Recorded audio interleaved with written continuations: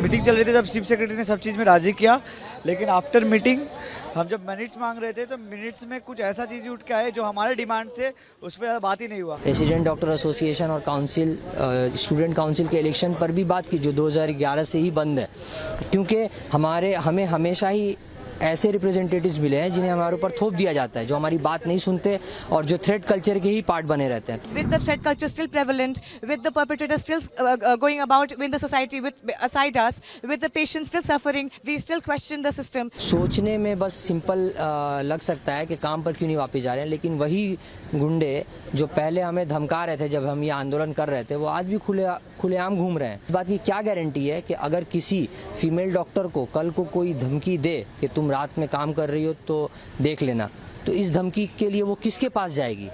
ये तो अभी भी इसका आंसर नहीं है। For 41 days counting, we have been on the streets demanding for basic human rights, demanding for justice.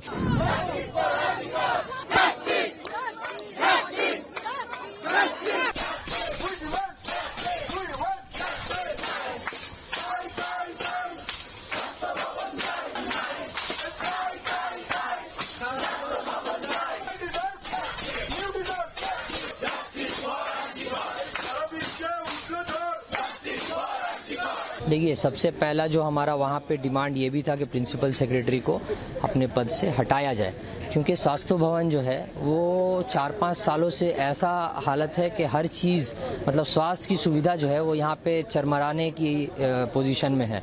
तो हमारा पहला ये डिमांड था, जिसे ये कहा गया कि वो उस पर बात नहीं होगी, वो नहीं माना जाएगा। उसके बाद हमारी जो डिमांड थी वो बहुत डिटेल डिमांड हम लोग लेकर गए थे, ताकि पेशेंट और डॉक्टर और जो नॉर्मल लोग हैं उनको भी इसका फ़ायदा हो, डॉक्टर्स को फ़ायदा हो, नर्सेस को फ़ायदा हो, जो स्टाफ है हेल्थ केयर वर्कर्स उनको तक फ़ायदा हो। ये सारे डिमांड्स के कैसे एक सेंट्रल रेफरल सिस्टम होना चाहिए, कैसे एक पेशेंट को बाहर ही पता चल जाना चाहिए कि क्या क्या बेड्स खाली हैं या बेड्स खाली हैं कि नहीं, किस डिपार्टमेंट में खाली हैं, इसके लिए एक इलेक्ट्रॉनिक बोर्ड और भी बहुत सारी चीज़ें सब। उसमें से सबसे इम्पॉर्टेंट थ्रेट कल्चर भी था जो हमने डिस्कस किया, जिसका एक कारण अभया के साथ ये जो दुर्भाग्यपूर्ण घटना हुई है ये थ्रेट कल्चर के ही कारण है। इसको भी लेकर हमने डिस्कशन किया।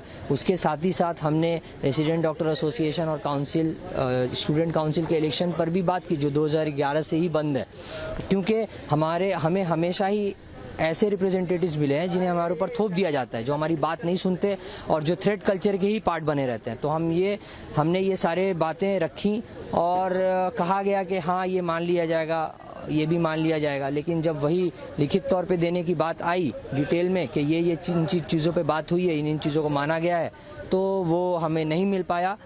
तो हम यही समझते हैं कि आस्था रखे हुए हम अब भी व्यवस्था पर, सिस्टम पर, चेयर पर, कि वो हमसे हमारी मांगें जल्द से जल्द पूरी करें और हम जल्द से जल्द काम पर वापस लौटें। यानी सारी बातें ज़बानी रही? हाँ, अभी ज़बानी ही रही, हम लिखित तौर पे कुछ भी बता नहीं पाएंगे कि ये क्लैरिटी है, क्योंकि ऐसा कोई डॉक्यूमेंट हमारे पास हमें नहीं मिला। बहुत सारे लोग आज उम्मीद कर रहे थे, बहुत सारे लोगों से हमने बात की तो ऐसा लग रहा था कि आज के बाद जो आपकी मीटिंग होगी कुछ फ्रूटफुल रिजल्ट निकलेगा, उसके बाद से ये मूवमेंट जो है इसके आगे सोचा जाएगा कि उसको खत्म करना है कि नहीं करना है। अब क्या पोजीशन है?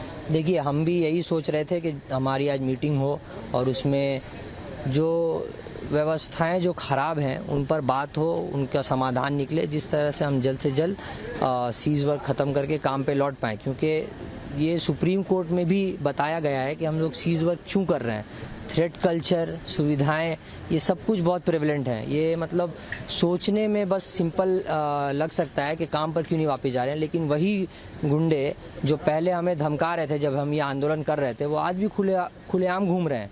तो इस बात की क्या गारंटी है कि अगर किसी फीमेल डॉक्टर को कल को कोई धमकी दे कि तुम रात में काम कर रही हो तो देख लेना, तो इस धमकी के लिए वो किसके पास जाएगी? ये तो अभी भी इसका आंसर नहीं है।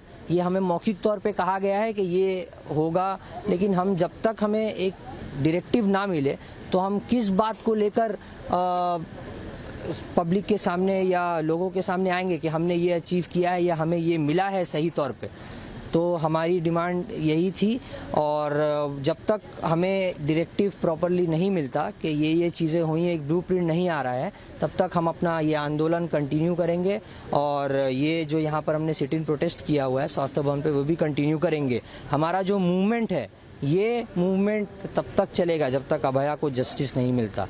Today when we went in, we were very, very hopeful because we also have a common goal, or so that we thought, of ending this dreadlock system. For 41 days counting, we have been on the streets demanding for basic human rights, demanding for justice, demanding for threat culture to end in our own healthcare facilities. We also not only demanded our own healthcare facility to improve, but also for patient care to improve, for the citizens to benefit from this by having some transparency in the healthcare recruitment boards and also transparency in the patient referral systems, by having some fair means in those systems as well.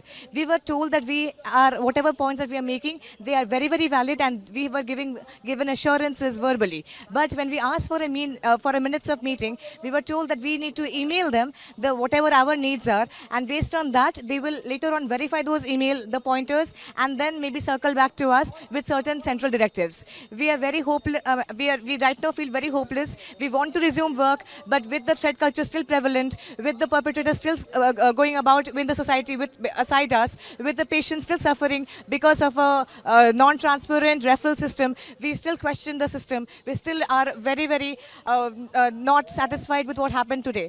आज हम लोग आए थे यहाँ पे सदस्यता से meeting करने के लिए, लेकिन कोई जब मीटिंग चल रही थी तब चीफ सेक्रेटरी ने सब चीज़ में राज़ी किया, लेकिन आफ्टर मीटिंग हम जब मिनट्स मांग रहे थे तो मिनट्स में कुछ ऐसा चीज़ उठ के आए जो हमारे डिमांड से उस पर बात ही नहीं हुआ। हम अपने मिनट्स में लिखे थे, हम अपने डिमांड्स में लिखे थे कि हम अपने साथ हमारे नर्स, हमारे हेल्थ केयर जो लोग भी है, और साथ में जो पेशेंट्स है, सबके लिए हम लोग ने लिखा था कि ताकि एक प्रॉपर रेफरल सेंटर खुले, एक प्रॉपर बेड लिस्ट निकले, ताकि पेशेंट को इधर से उधर घूमना ना पड़े।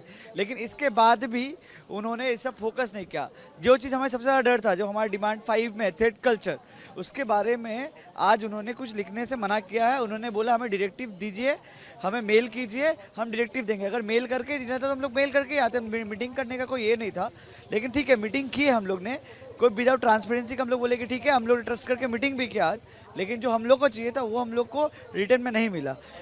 ये रिटर्न में ना मिल मिनट्स हम लोग को चाहिए था, जिस हिसाब से हमने जो डिमांड रखे थे, वो डिमांड शायद उस हिसाब से उन्होंने लिख के दे नहीं पाया, क्योंकि उनको हायर अथॉरिटी में जवाब देना पड़ता है। इसके बाद हम लोग ने इसी अनुसार मीटिंग ख़त्म किया।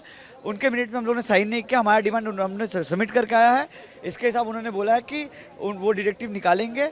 हम लोग डायरेक्टिव निकलने तक का वेट करते हैं, लेकिन इस डायरेक्टिव निकलने तक हम लोग जो भी चल रहा था वैसे तरह हमारा अवस्थान चलेगा, प्रोटेस्ट जारी रहेगा, क्योंकि हम थोड़े हताश है इस मीटिंग के बाद।